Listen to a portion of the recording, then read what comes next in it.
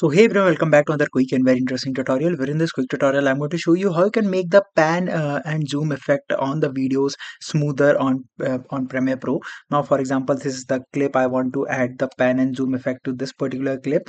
All I'll do is just simply start a keyframe over here, then zoom in a little bit over this clip right there. Now on this spot I'll just simply zoom in a bit, let's say 130 value.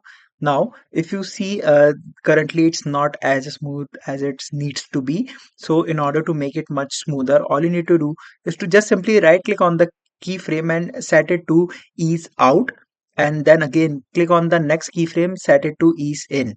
Now once you do it, you'll notice that the zoom in and zoom out effect will go all smoother and it looks like a natural zoom rather than just a simple pan and cut to the zoom screen.